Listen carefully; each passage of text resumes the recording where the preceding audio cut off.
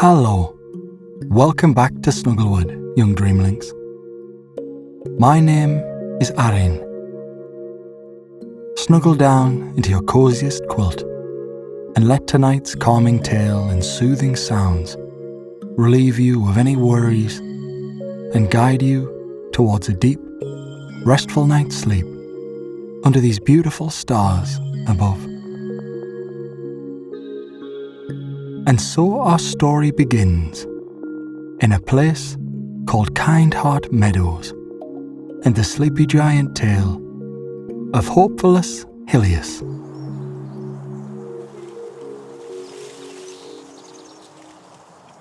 Kindheart Meadows spreads wide under a vast sky, a living artwork of soft grasses that sway in slow, easy rhythms with every breath of wind. The blades bend and rise again, their tips brushing against one another in quiet conversation, releasing the sweet scent of earth warmed by daylight. Wildflowers bloom in generous clusters, pale gold buttercups, deep violet thistles, and delicate white meadow foam that opens only when the sun touches them fully. Their petals catch the light and hold it for a moment before letting go, as if sharing a secret with the air. A narrow stream, the silver thread, winds through the heart of the meadows. Its waters move without hurry, clear enough to reveal smooth pebbles beneath, each one rounded by years of patient flow. The sound it makes is steady and low, a constant murmur that invites the ears to follow it, to trace its path from one bend to the next. Dragonflies with wings, like stained glass, hover over the surface, pausing now and then to rest on a reed that bows under their weight before springing back. Beyond the stream, the land rises in soft undulations until it reaches the base of Hopefulus Hillius. The hill stands alone, neither steep nor forbidding. Its slopes covered in thick clover and thyme. From the meadows below, it appears as a broad shoulder of earth, inviting closer approach. Paths worn by countless footsteps wind upward, some wide enough for giants, others narrow trails made by smaller creatures. Wild herbs grow along these paths, lavender that releases its fragrance when brushed, rosemary whose needles carry a clean, resinous note, and chamomile whose tiny flowers look like scattered stars against the green. As you follow one of these paths, the ground beneath your feet feels firm, yet yielding. The soil rich and dark. Each step releases a faint, earthy perfume, mingling with the sharper scent of crushed herbs. Overhead, ancient oaks spread their branches, their leaves a deep, glossy green that filters sunlight into shifting patterns on the ground. Acorns lie scattered here and there, some still wearing their caps, waiting for the right season to roll downhill. Higher up, the air grows cooler and carries the clean taste of altitude. The meadows fall away behind, revealing more of themselves with every turn of the path. You can see the silver thread glinting like a ribbon laid across smooth fabric. The clusters of flowers now tiny coloured specks, the dragonflies reduced to fleeting sparks of light. The horizon widens, showing distant ridges cloaked in soft blue haze, and beyond them, the faint outline of mountains that mark the edge of the known world. Halfway up the slope, a clearing opens to one side. Here grows a strand of luminara deer, tall, graceful creatures with coats that hold a subtle inner light, not bright but steady, like moonlight trapped beneath the fur. Their antlers branch delicately, each tine tipped with a soft glow that brightens when they lower their heads to graze. They move without haste, pausing often to listen to sounds only they can hear. When one lifts their head, the light in their coat deepens for a moment, as if acknowledging your presence, and fades back to its quiet radiance. Nearby, a family of Elowan badgers works at the entrance to their set. Their fur is silver-tipped, giving them a frosted appearance, even in full daylight. They dig with strong, deliberate strokes, pausing to sniff the air or exchange low, contented grunts. One carries a bundle of soft moss in its mouth, disappearing into the burrow and emerging again moments later, unburdened.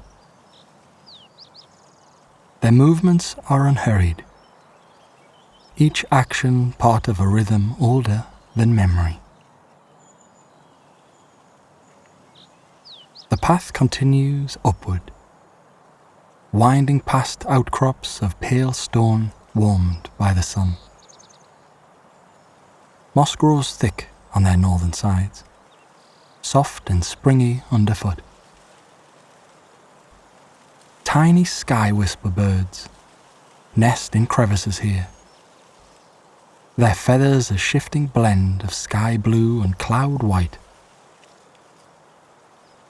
When they take flight, their wings make a sound like smooth material, brushing against smooth material, and their calls are soft trills that rise and fall like distant flutes. They circle overhead, never far, as if accompanying travellers on their climb. At last the ground levels, and the summit of Hopefulus Hillius opens before you. It is broad and gently rounded, covered in short, dreamy grass that invites resting.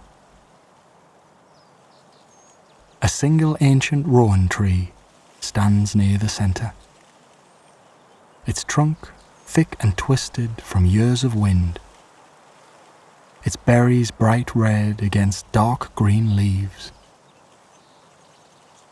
Beneath it lies a flat stone, wide enough for even the largest giant to sit comfortably, worn smooth by generations of visitors. From this vantage, the whole of Kindheart Meadows lies spread below like a living map.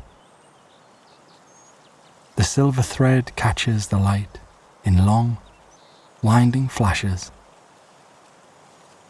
Patches of woodland appear as dark green islands in the sea of grass. Far to the east, a herd of cloud-maned ponies graze. Elegant creatures with manes that flow like mist, their coats pale as dawn. They move together in loose formation, heads lowered, tails swishing in slow unison. To the west, the land rolls toward a distant lake, whose surface mirrors the sky so perfectly that it seems another sky lies upside down. On clear days, the reflection is flawless. On others, when clouds pass overhead, the lake becomes a shifting mosaic of light and shadow. Waterbirds with long, graceful necks glide across it, leaving barely a ripple. Northward, the meadows give way to gentle hills that rise and fall like breathing. Each hilltop carries its own crown of trees, and between them run narrow valleys where mist sometimes lingers until midday. Southward, the ground descends into richer, deeper green, where orchards of wild apple and pear grow heavy with fruit in season. The wind at the summit is steady but never harsh. It moves across the grass in visible waves, bending the blades first one way and then another. The sound it makes is a low, constant twill, like many voices speaking softly far away. Occasionally, it carries the distant lowing of cloud-maned ponies, or the clearer call of a sky whisper bird echoing from the slopes below. Legends say that long ago, when the world was younger and troubles weighed heavier, the sleepy giant himself climbed this hill. He was vast, even among giants, his footsteps leaving hollows that became ponds, his breath stirring the treetops into perpetual motion. Wearied by long journeys and longer thought, he sought a place where the heart could quieten itself. When he reached this summit and saw the meadows spread below, something within him eased. He sat beneath the rowan tree, then only a sapling, and looked out across the land he had always protected, but rarely paused to truly see. For many days he remained, watching the slow turning of light across the meadows, the comings and goings of creatures great and small, the steady flow of the silver thread. Each dawn painted the sky in fresh colours. Each dusk wrapped the world in deepening quiet. In time, the weight he carried grew lighter, not because it vanished, but because he saw how vast the world was, and how enduring. When at last he rose to leave, the hill had taken something of his peace into itself, and left something of its hope with him. Since then, giants and others have come to Hopefulus Hillius, when the heart feels heavy, or the way ahead unclear. They come alone or in small groups, carrying no expectations beyond the climb itself. Some sit beneath the rowan tree and simply breathe with the wind. Others walk the summit's edge, tracing the horizon with their gaze until the land's immensity settles into their bones. On certain evenings, when the sun hangs low and paints everything in warm gold, the Luminara deer climb the lower slopes to graze near the summit. Their soft glow mingles with the sunset, creating pools of light that move slowly across the grass. Sky whisper birds gather in the rowan branches, their calls blending into a quiet chorus that rises and falls with the breeze. Elowan badgers sometimes appear at dusk, emerging from burrows hidden among the rocks to forage in the cooling air. One such evening, a young giant named Brynmore made his way up the familiar path. He was tall and strong, as giants are, but his steps had grown heavier of late. Responsibilities pressed upon him. The care of younger siblings, the mending of boundaries after storms, the endless small duties that make up a life. Joy had not vanished, but it had grown quiet, overshadowed by the steady drum of obligation. He climbed slowly, letting the rhythm of walking settle his thoughts. The scent of crushed time rose around him. The wind cooled his brow. When he reached the summit, the sun was just touching the western horizon, turning the lake into a sheet of molten copper. Brynmore lowered himself onto the flat stone beneath the rowan and looked out. Below, the meadows lay bathed in that particular light that comes just before twilight. Everything softened, edges blurred, colours deepened. The cloud-mane ponies had gathered near the silver thread, their pale forms luminous against the green. A flock of sky whisper birds wheeled overhead, their wings catching the last direct rays and scattering them like thrown diamonds.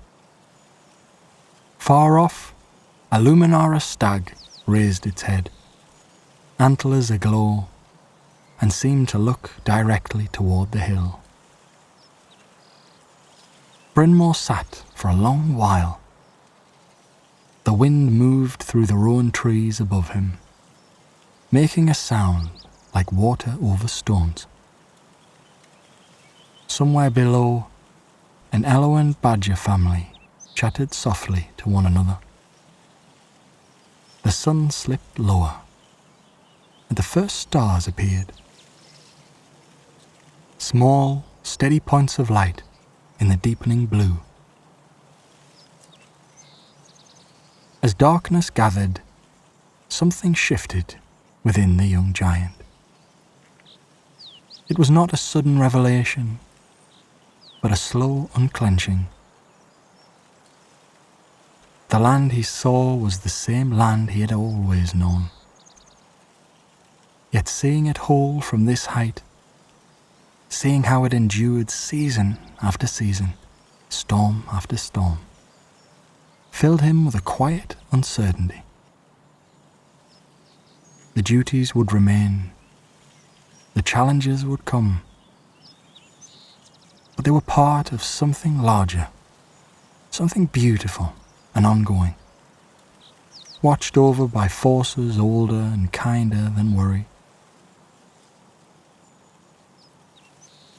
When he finally stood, the moon had risen, full and bright, laying a silver path across the meadows. The Luminara deer moved like lanterns through the grass far below. Brynmore placed one broad hand against the rowan trunk in silent thanks. Then began the descent. His steps were lighter now, his heart steadier.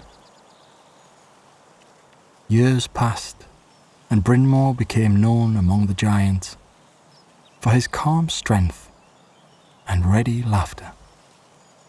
When asked the source of his ease, he would only smile and speak of evenings on the hill, of light across the water and wind through the leaves.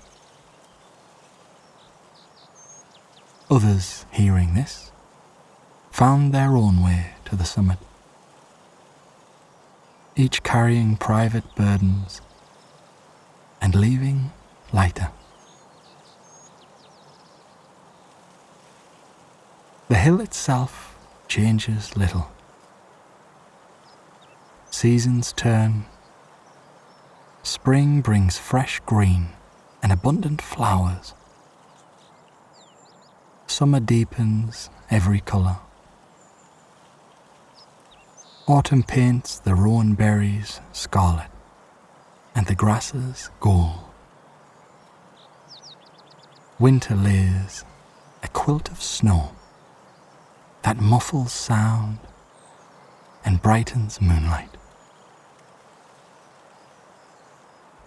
Through all, Hopefulus Hillius stands, offering its wide view to any who climb.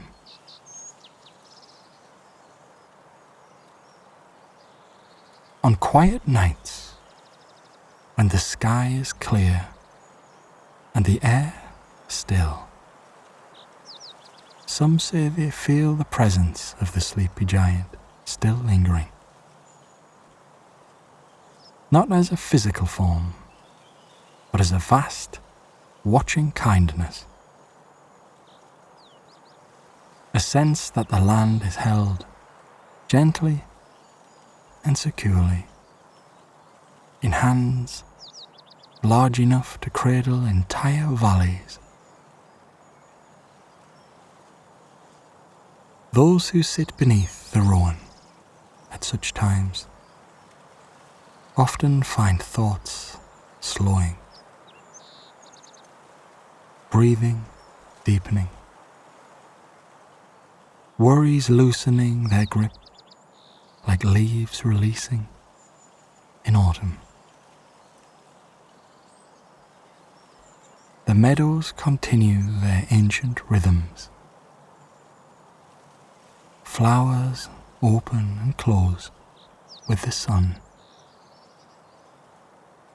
The silver thread sings its endless song. Creatures move through their days and nights. Luminara grazing under stars. Sky whispers nesting in dawn light. Elowan badgers tending their sets with patient care. Cloudmane ponies drift across the grass like mist given form. And always, the hill waits. Its paths remain open, worn smooth by feet both large and small. The flat stone beneath the rowan keeps its place, warmed by day and cooled by night. The view remains vast and various, changing with light and season, yet always there, always sufficient.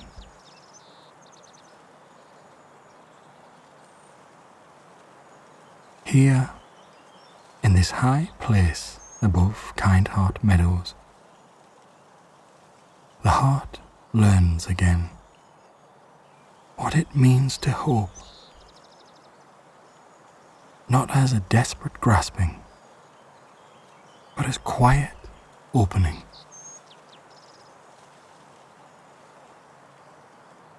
As trust that dawn follows darkness,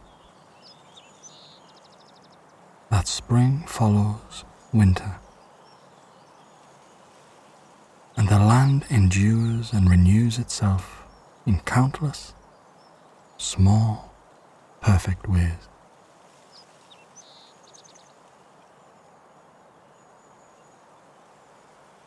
The wind moves across the summit,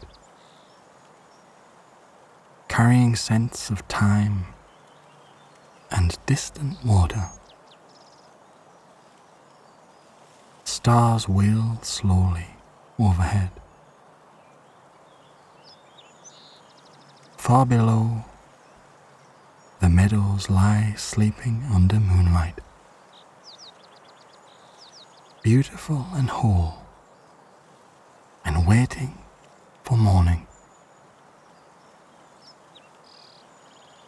And somewhere, in the deep quiet, the sleepy giant smiles.